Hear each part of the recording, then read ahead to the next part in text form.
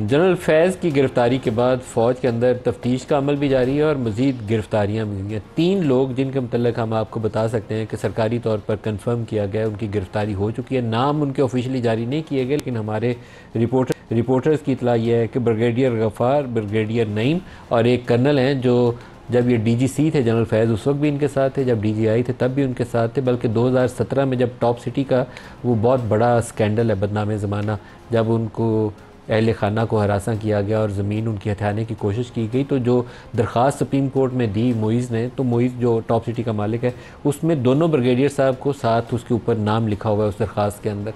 तो इल्ज़ामात बराह रास्त इनके ऊपर उस करप्शन वाले स्कैंडल के भी हैं। लेकिन जो केस हमारे सामने है ये करप्शन का केस छोटा रह गया। जो पोलिटिकल इंटरफेरेंस का सियासी मामलात के अंदर मुदाखलत है वो बहुत बड़ा केस है। इतना बड़ा केस है कि अगर वो सोचें कि फ़ौज के अंदर एक फॉर्मर डीजीआई ने ये सारा कुछ किया है, अगर वो साबित होता है तो वो बहुत तबाहकुन केस है।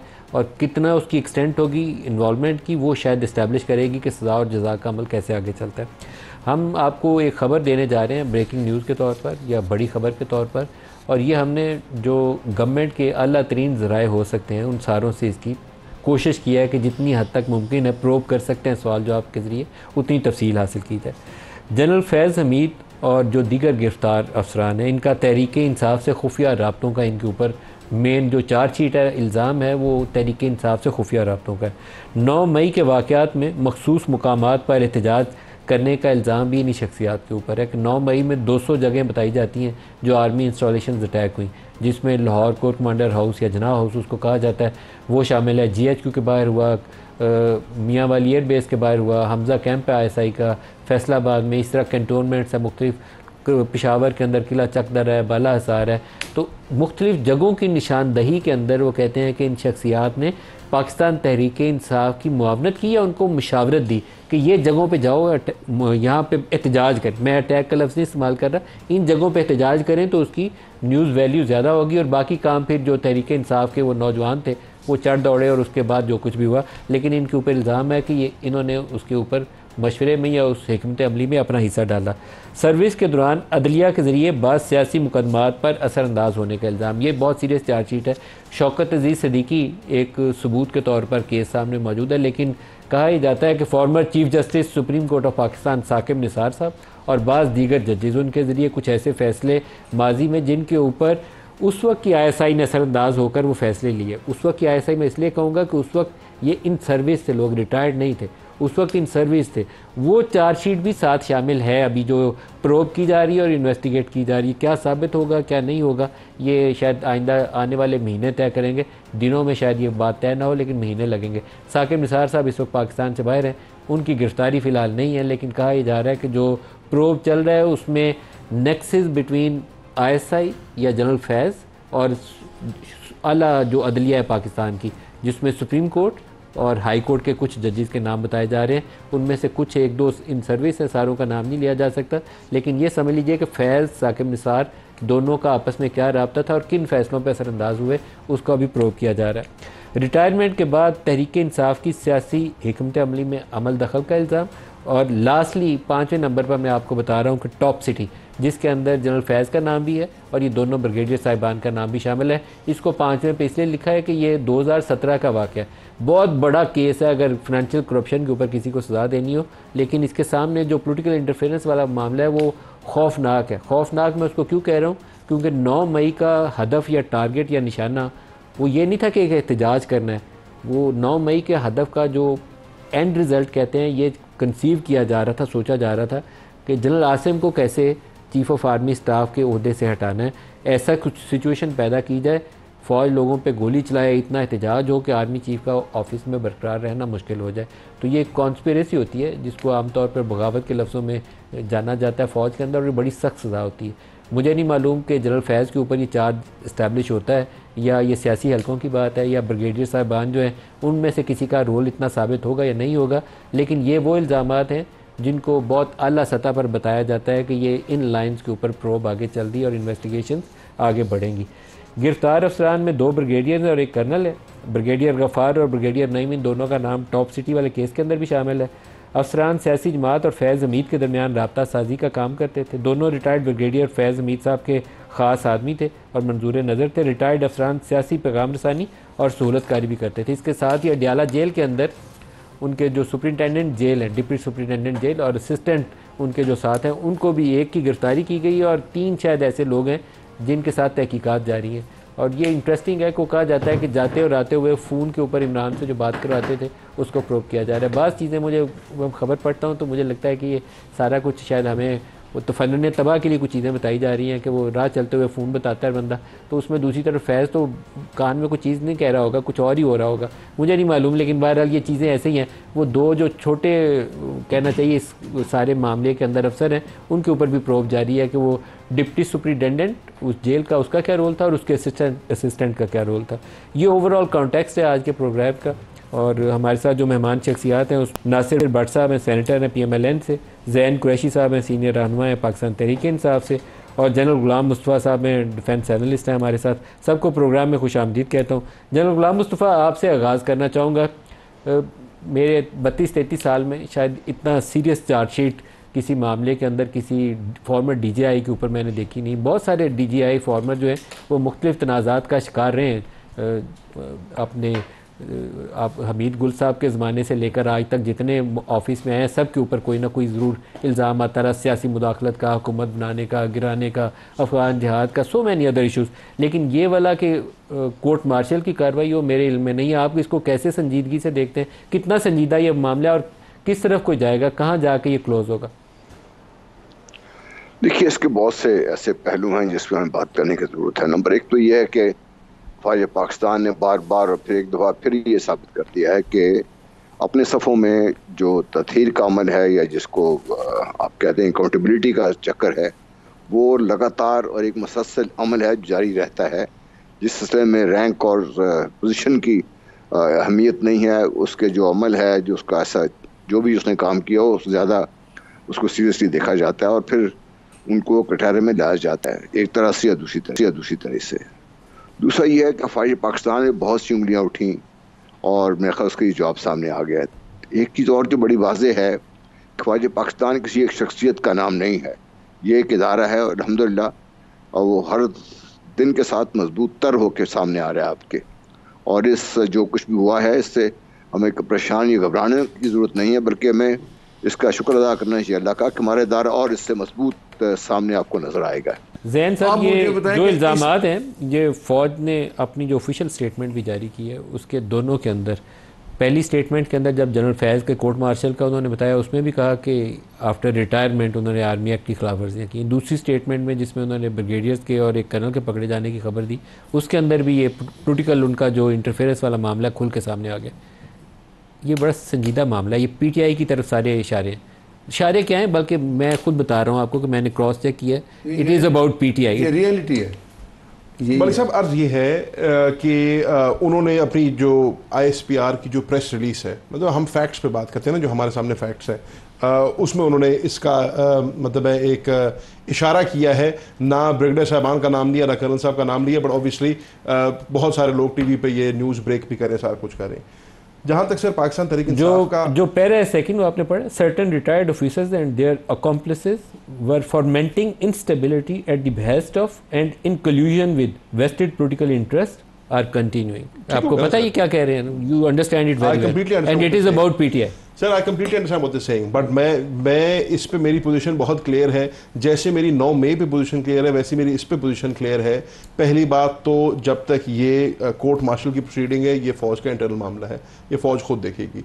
जो भी ये एविडेंस इनके पास है, जब वो मंजर आम पे आएगा, किसी कोर्ट ऑफ लॉ में जाएगा, उस पर कोई तहकीक होगी, तो उसके बाद भी will position to say something ना। मैं अभी कोई बात करके अपने आप को बिल वास्ता या बिला वास्ता क्यों इम्प्लीकेट किसी चीज में कर लूं? As far as we know, as far as I am concerned, 9 मई का इल्जाम है। ठीक है सर, मैंने तो आपको पहले भी अर्ज किया इसी शो पे, इसी कुर्सी पे बैठ के लातादाद मरतबा, कि अगर 9 मई का भी इंसिडेंट है तो जब तक आप किसी कोर्ट ऑफ लॉ के अंदर कोई एविडेंस नहीं लाएंगे, उसके ऊपर आप और मैं तबसरा ही कर सकते हैं। तबसरा हम रोज करते रहते हैं, वो उसमें कोई सी बात नहीं है। Where is the proof, where is the evidence? जिस दिन एविडेंस आएगा, चाहे हम किसी कोर्ट में जिन्होंने पकड़ा है उन्होंने पहली स्टेटमेंट के अंदर ये डाला है, वायलेशंस हैव बीन एस्टैब्लिश्ड। ये नहीं कहा कि इल्जाम है। मैं उसका इनकारी नहीं हूं मलिक साहब, यकीनन होगा। अगर इतना बड़ा कदम उठाया गया है, अगर एक फॉर्मर डीजी ISI को के खिलाफ कोर्ट मार्शल प्रोसीडिंग हो रही है, अगर 3 रिटायर्ड फौजियों को उठाया गया है, या एक मेरे समझ तो निहत्ते डिप्टी सुपरिटेंडेंट जेल को अगर उठाया गया है, तो यकीनन उनके पास कोई एविडेंस होगा। जब तक वो एविडेंस आप किसी कोर्ट ऑफ लॉ में नहीं लाएंगे, जब तक मुझे नहीं पता चलेगा कि आप मुझे किस चीज के अंदर फ्रेम कर रहे हैं, मैं उस पर क्या आपका जवाब दे सकता हूं। एक बात, डिप्टी सुपरिटेंडेंट जेल को हिरासत में लिया गया है, क्यों लिया गया है? कि वो मैसेंजर का किरदार अदा कर रहा था, वो फैसिलिटेट कर रहा था इमरान को अंदर, वो जो चलती थी ना उसकी एक्सरसाइज मशीन, उसको किसी कोर्ट में प्रूफ तो करना पड़ेगा ना। उसको पता है ये मेरे साथ है, वो मैसेंजर का, ये डिप्टी सुपरिटेंडेंट को आप मुझे बताएं। बाद मामला में मुझे आपकी हुकूमत जो है ना, मैं दोबारा कह रहा हूँ, मुझे बहुत ही गैर संजीदा लगती है। डिप्टी सुपरिटेंडेंट अपने फ़ोन के ऊपर इमरान खान की जनरल फैज़ से गुफ्तगू करा रहा था और आप 1 साल से सोए हुए थे। 1 साल से इमरान को आपने पकड़ा हुआ है। ये तो 4 दिन में पता चलता है, हमारे रिपोर्टर को पता चल जाता है। बात बताऊँ, वक्त बदल जाता है ना। मेरा कायद जब जेल में था ना, तो उन्होंने कहा था कि मेरी वाइफ की तबीयत ख़राब है, तो मुझे ज़रा उनसे बात करनी है। उसने कहा आपके मिनट खत्म हो गए। गिले शिकवे होंगे, लेकिन आपका जो इल्ज़ाम है वो छोटा नहीं है। फैज़ हमीद की वही कंटिन्यूटी चलती रही। मैंने पहला एक ISI का सरबराह देखा है जो अपने ही लोगों के खिलाफ शुरू हो गया ये सारा कुछ। नहीं, लेकिन जो मलिक साहब सवाल कर रहे हैं वो बड़ा बुनियादी सा सवाल है कि आपका अपना इंटेलिजेंस अपरेटस कहाँ था वहां पे? अगर ये तो जो जर्नलिस्ट खड़े होते हैं ना, उनको देख के गुफ्तगू से पता चल जाता है किसी और आपकी इंटेलिजेंस को नहीं पता चला। एक चीज तो हकीकत होगी ना, मैं अर्ज करूं जो कुछ 2018 में नवाज शरीफ के साथ हुआ, वो जो कहते थे सच था, ये फैज है, ये बाजवा है, मेरी चलती हुकूमत खत्म की है, उसमें साकिब निसार शामिल है, आज हर चीज सामने आ गई। नहीं, अभी आएगी ये मफरूजों पे बात कर रहे हैं सेनेटर साहब। हकीकत ये है सर, चाहे साइफर केस हो या ये हमारे मलिक वाला केस है ना, जिसमें नवाज शरीफ को जज से सजा दिलवाई गई थी, वो मफरूजों पर मबनी नहीं है। नहीं, मलिक की आर्म ट्विस्टिंग करके तो सजा दिलवाई गई। सुने, मैं उस पर नहीं बात कर रहा, और ये कैरेक्टर सारे इनके नॉलेज में, मैं वीडियो रिकॉर्डिंग कर रहे थे। मेरी आपसे सुनने ना मलिक साहब, मैं बात कर रहा हूँ डिप्टी सुपरिटेंडेंट जेल को जो इम्प्लीकेट कर रहे हैं। सर हकीकत ये है कि चाहे साइफर केस हो या ये जो हमारी अब ट्रायल्स चल रही हैं, इनको ओपन ट्रायल बनाने के लिए जिस किस्म की तगोदो हमने की है, जिस किस्म की हमने पापड़ बेले हैं, ये हमें पता है। या मिलिट्री ऑफिसर्स है ना, उनका मिलिट्री एक्ट के तहत ही ट्रायल होगा। सर बिल्कुल हो, मैं वो बात नहीं कर रहा हूं, मैं और बात कर रहा हूं, उसमें जितनी ट्रांसपेरेंसी हो अच्छा है सर। मैं और लेकिन वो मामला मेरी आप सुन ले ना, मेरी आप सुन ले। मैं जो बात कर रहा हूं वो ये है कि जितनी बारीक बीनी से इन केसेस को और इन कैदियों को, मैं 2 की तरफ बात करता हूं, इमरान खान और शाह महमूद कुरैशी की मैं बात कर लेता हूं, जितनी स्क्रूटनी, जितनी सर्वेलेंस, जितनी बारीक बीनी से इन 2 कैदियों को रखा गया है, मेरे ख्याल से चिड़िया पर नहीं मार सकती वहां पे, तो फैज हमीद का फोन पे बात करा देना तो बहुत दूर की बात है। जनरल गुलाम मुस्तफा साहब की, जनरल गुलाम मुस्तफा आपकी बात दरमियान में, ख्वाजा आसिफ साहब बेशुमार इंटरव्यूज के अंदर और बेशुमार मौके के ऊपर बार बार ये बात कह चुके हैं कि उनको कहा गया था कि जब ये एक्सटेंशन वाला मामला भी चल रहा था तो अब पहले आपको पंजाब हुकूमत दे देंगे, फिर आपको मरकज़ी हुकूमत मिल जाएगी। और ये रिपीटेडली मुख्तलिफ अंदाज में मुख्तलिफ बातें कह चुके हैं। कल तलत साहब के प्रोग्राम में उन्होंने एक और बड़ा इंटरेस्टिंग फैक्ट उसका इजहार किया, वो भी देख लें। 9 मई बाहर से जनरल फैज और अंदर से घुस बैठिए, and that was a attempt to incite mutiny. या एब्सोल्युटली कैलकुलेटेड इंटेलिजेंट गैस है कि ये सारे टारगेट वो उन्होंने दिए हुए थे। वोट ऑफ नो कॉन्फिडेंस हो गया, उसके लिए एक माहौल बना। 2-3 दफ़ा बीच में भी हमने अटैम्प्ट करने की कोशिश की, लेकिन वो लोग राज़ी हो गए उनके साथ, जनरल फैज़ ने, और इन लोगों ने राज़ी किए उनके साथ, इमरान खान के साथ। सो जनरल फैज़ बतौर Peshawar corps commander was fully involved in protecting Imran. Oh yeah absolutely. Mutiny बगावत थी, मुल्क के खिलाफ बगावत थी, इमरान खान का रोल था ना उसने जो। जैन साहब, ये 9 मई अगर बगावत थी, म्यूटनी थी, तो ये आर्मी चीफ के खिलाफ म्यूटनी थी। इसीलिए मैं कह रहा हूँ कि ये बहुत संजीदा मामला है और ये वज़ीर दिफा कह रहे हैं, कोई और शख्स नहीं कह रहा, कोई दाएं बाएं का शख्स नहीं है। Sitting defence minister of Pakistan is saying कि ये बगावत थी। मलिक साहब, अर्ज़ ये है कि संजीदा मामला है, बिल्कुल है, आपकी बात से एग्री करता हूँ।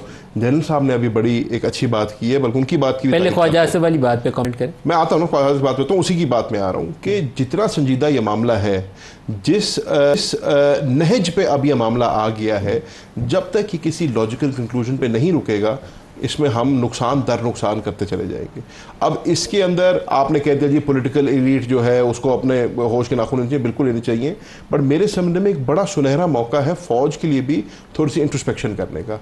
आपने दो निशानदेहियां खुद कर दी, आपने कहा कि जब तक एक्सटेंशन का मामला नहीं खत्म होगा, दो फंडामेंटल चीज, जब तक पॉलिटिकल इंटरफेरेंस का मामला नहीं खत्म होगा, तो अब आप उस नहज देखिए सर, आप लोगों ने इस बुराई की बुनियाद रखी थी आर्मी एक्ट को अमेंडमेंट करके। चले सर, आप रिटायरमेंट एज बढ़ाई, आपने एक्सटेंशन की प्रोविजन लॉ के अंदर डाल दी। आप हमसे बेहतर हैं, हमारी गलतियों से सीखिए। आप लोग के साथ शामिल थे, वोट करने वालों में शामिल थे, आप लोगों ने वोट किया हुआ है, वोट दिए, आप भाग नहीं सकते, बराबर के गुनाहगार। इन्होंने गाली गलौज पूरी की, जब वक्त आया वोट देने का तो इन्होंने भरपूर गैर मशरूत हमायत, गैर मशरूत। सर मेरा पॉइंट ये नहीं है, मैं कहता हूं आप हमारे से बेहतर हैं, आप हमारी गलतियों से सीख लें। जिस नहज पे आज आप पहुंच गए हैं, एक फॉर्मर डीजी, आपके ख्याल में एक्सटेंशन वाला चैप्टर निकाल देना चाहिए? सर बिल्कुल निकलना चाहिए। देखिए आपकी पार्टी इसको सपोर्ट करेगी? आप और मैं, अगर नहीं मैं तो एक जर्नलिस्ट हूं ना, मैं तो कह सकता हूं, लेकिन आपकी बात कौमी असेंबली में हम ये कहते हैं कि मुल्क के अंदर एक ही इदारा बच गया है जो मेरिटोक्रेसी में बिलीव करता है, जो मेरिट पे प्रमोशंस करता है। अगर आपका एक स्ट्रक्चर मौजूद है, अगर मेरिट पे फैसला होना है, तो फिर एक्सटेंशन देने की जरूरत। कौमी असेंबली में सपोर्ट करेंगे आप इसको? किस चीज को? अगर आर्मी की एक्सटेंशन, जो आर्मी चीफ की एक्सटेंशन वाली प्रोविजन है, उसको खत्म किया जाए तो बिल्कुल 100% मैं सपोर्ट करेंगे, मैं बिल्कुल मानता हूं। Welcome back. जैन कुरैशी, ये जो मामला है जनरल फैज़ वाला, ये बहुत आगे तक जाएगा और मुझे मालूम नहीं आर्मी एक्ट की खिलाफ वर्जी और जो चार्ज है 9 मई वाला और म्यूटनी जो ख्वाजा आसफ जिक्र कर रहे हैं, ये that may lead to serious repercussions और सज़ा का अमल जो है ये कहीं से कहीं जाएगा। आपको क्या लगता है इसके आउटकम क्या होगा? सर आउटकम तो मैं इस पर क्या पेशन गोई कर सकता हूँ, ये तो जब मंजर आम पे आएगा तो इस पर बात की जाएगी। बट जो मैंने आपसे पहले बात की, मेरा आप और मैं तो इसके अंदर कुछ नहीं कर सकते, ये फौज का इंटरनल मामला है, फौज का अपना मिलिट्री ट्रायल है, उन्होंने अपने मिलिट्री कोर्ट में करना है और उन्होंने उसका फैसला भी आपको और मुझे सुना देना है। हम ये बात करें, जो जनरल साहब ने भी बात की है, कि ये एक सुनहरा मौका है कि हम भी कोई इंट्रोस्पेक्शन करें और कोर्स करेक्शन करें। इंस्टीट्यूशनल स्ट्रक्चर के अंदर जो कोई 2-4 चीज़ें ऐसी हैं, फॉल्ट लाइन्स हैं, उनको दुरुस्त करें। बिल्कुल दुरुस्त करें। आप और मैं, हम सब मानते हैं कि ये एक इंस्टीट्यूशन, हम कहते हैं ना इस मुल्क में, हम आम अल्फाज में कहते हैं कि जी एक ही इदारा बचा था इस मुल्क में, पाकिस्तान। नहीं, मैं तो खुद कहता हूँ उनका इंस्टीट्यूशनल स्ट्रक्चर बहुत अच्छा है, बहुत स्ट्रॉन्ग। उसके अंदर ये जो पॉलिटिकल इंटरफेरेंस वाला मामला है, इसको हटाने की। लेकिन सर अब वो जो स्ट्रक्चर है ना, वो एक्सपोज हो रहा है, या आप कह लें कि उसके ऊपर एक स्पॉटलाइट आ रही है, और इस केस में ज्यादा आएगी। जाहिर सी बात है जब चीजें मंजर आती हैं। लेकिन इसमें टॉप सिटी को हम अभी डिस्कस नहीं करते। टॉप सिटी का जो मामला है, उस वक्त ये डीजीसी थे और उस वक्त कोई आर्मी चीफ भी होगा, उस वक्त कोई डीजीआई भी होगा, उस वक्त कोई हुकूमत भी होगी। तो एक पूरा प्रोजेक्ट है जिसके आपने पूरी फैमिली को उठा लिया और जोर ज़बरदस्ती उसको मारा पीटा भी है, एब्डक्शन भी हुई है, उसे जायदाद भी उठाने की कोशिश पूरी कर ली है। तो पूरा सेटअप कहाँ था? मैं तो ये सोचता हूँ कि डीजीसी ने अगर ये एक्ट किया था, उसी वक्त आर्मी चीफ ने उसके खिलाफ कार्रवाई क्यों नहीं की? अब मैं यही अर्ज कर रहा हूँ कि जब ये केस चलेगा और इस पे चीज़ें जो है मंजर आम पे आएंगी, इसके फैक्ट्स खुलेंगे, वहाँ पर एज एन इंस्टीट्यूशन फौज के पास भी एक बड़ा अच्छा मौका होगा अपने आप को करने का।